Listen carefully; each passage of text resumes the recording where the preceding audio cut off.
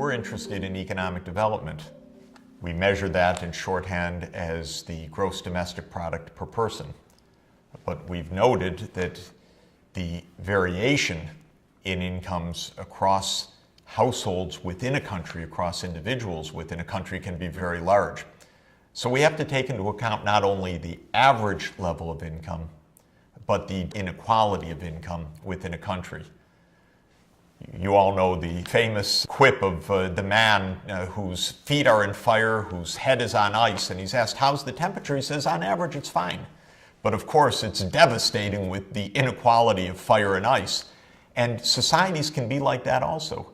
On average, income can be just fine. But if income is just fine because a few people are fantastically rich and the rest of the country is excruciatingly poor, it's not so fine after all.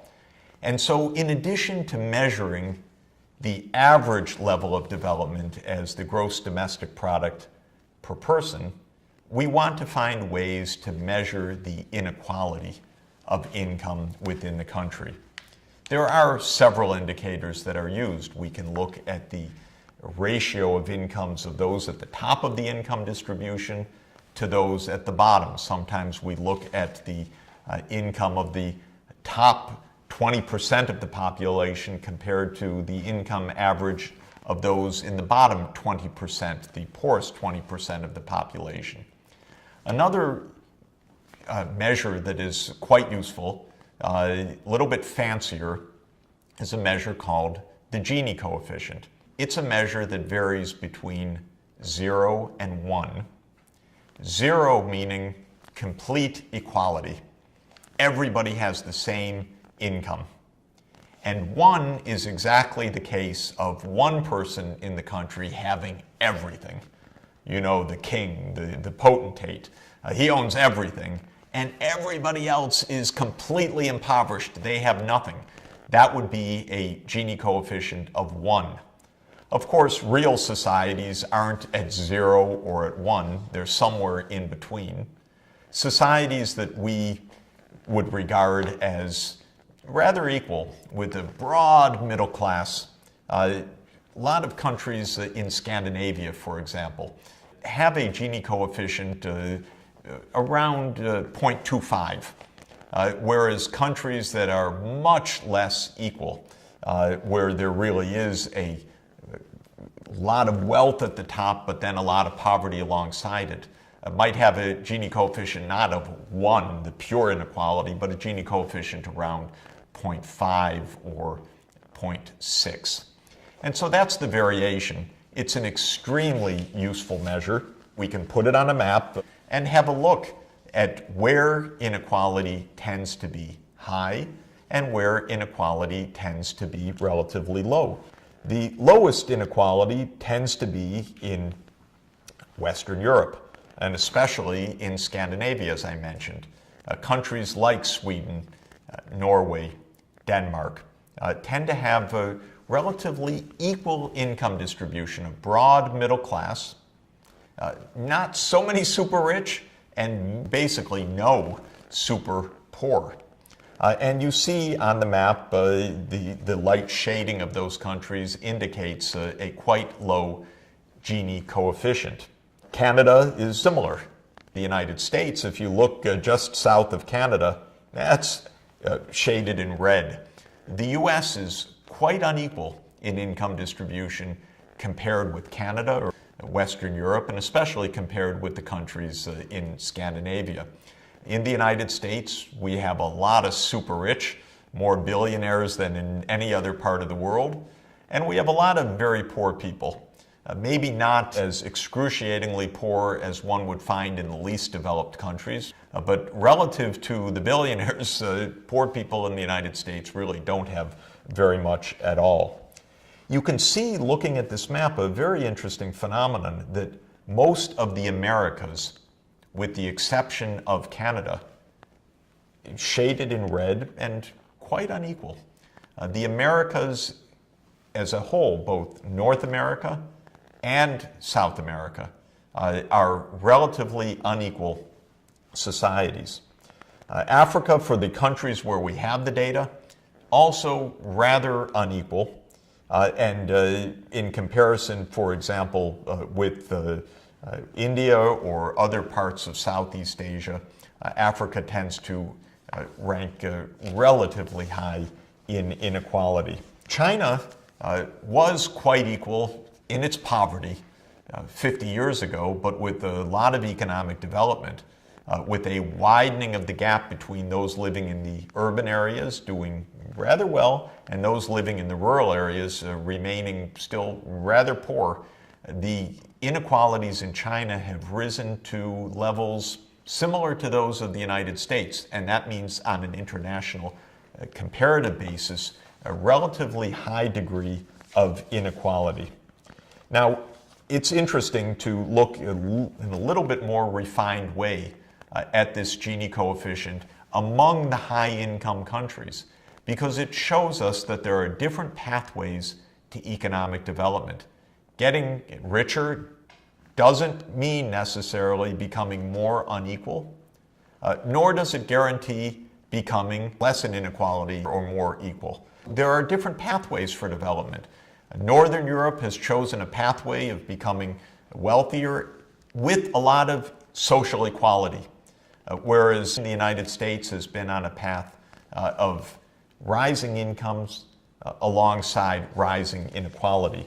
If you look at the Gini coefficient across the high-income countries in this bar chart, you see countries like Denmark, Norway, Sweden with the lowest Gini coefficients, and those with the highest Gini coefficients, countries like the United Kingdom, Israel, United States, Turkey, Mexico, and Chile, countries with big gaps between the rich and the poor. How do we explain these gaps? Well, this is a very complicated challenge, and it is, of course, a contentious issue as well. There are many reasons for inequality that we want to direct attention to make sure that we don't treat such a complicated, challenging, divisive topic in a simplistic manner, because history plays a big role, geography plays a big role, government policy plays a big role. Let me mention a few of the causes of inequality or reduced inequality across countries. Traditionally, the size of land holdings made a big difference. Some countries, especially in the Americas, had huge farms, huge haciendas, often taken by the European settlers who came to the Americas, and they often displaced indigenous populations. They often brought in slaves, actually, to work those large farms. And so while there were some with huge land holdings, there were others that were landless or displaced from the land. And in traditional societies where agriculture is so important, the size of land holdings is a crucially important dimension of inequality. Variations in education levels are a very important source of inequality. Those young people who are lucky enough by dint of their own hard work or their family's support, usually a combination of the two, to be able to get higher education, that higher education will translate in the modern economy into higher income levels as well. Whereas kids that are unlucky, growing up in very poor families, very poor communities, and aren't able to make it through to higher levels of training, may get stuck with the very low income levels in their employment. So education can become an equalizer if everybody has the opportunity, but it can also become a source of inequality as well. I mentioned earlier that the rural-urban divide is key. Families that move to urban areas often find better employment prospects and higher incomes. Those left in villages as smallholder farmers often eke out survival in a lot of poverty. Discrimination matters tremendously, of course, still in this world. Women all over the world are not given the same chance as men in the labor market. They don't earn the same incomes even when they're doing the same job or better. They face discrimination that is deeply entrenched, even though fortunately it is being reduced in many places. Racial minorities, ethnic groups that are minorities, religious groups that are minorities often face terrible conditions in the labor market, not able to get education, not able to get the kind of employment that they would deserve if they were treated fairly. Government policies make a huge difference. Corrupt governments that collect big rents on oil holdings or diamond holdings or other mineral deposits in the country, and then use that income for a very small class of insiders, maybe for those in power, the royal family, the politicians, the political class, can create a huge amount of inequality. Often countries that live off of a few mining resources, oil, gold, diamonds, are very unequal because of the ways that that government revenue is allocated. At the same time, governments can be great equalizers. If governments collect revenues and then ensure that the poor can go to school, that poor people can get access to health care, that everybody has a chance, that poor families are given some income support as they are in Scandinavia to ensure that their children will have a good chance, then governments can narrow the income inequality as well. Let me turn back to why the Americas are relatively unequal. Well, they were settled by conquest. European settlers took the large land holdings. European settlers brought in slaves. European settlers displaced indigenous populations. Over time, those forces turned into different forces. The descendants of Europeans today tend to have better educational opportunities. But as democracy has come to the Americas, there's also a very powerful trend of equalization taking place in at least some countries. More kids able to go to school, governments leaning towards social inclusion rather than away from it, as was historically the case.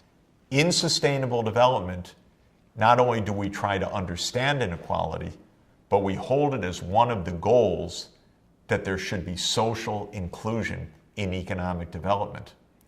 And yet at the same time, the forces of politics, the forces of market change, the forces of trade and globalization often favor the rich, who are able to use those forces to their advantage so that the rich tend to get richer and the poor even poorer. That's our battle and that's our challenge. Understand the inequalities of income within societies, find ways, as those impressive societies in Scandinavia have done, to ensure a big middle class and a chance even for a child born into a relatively poor family. And that can become the path to social inclusion, one of the pillars of sustainable development.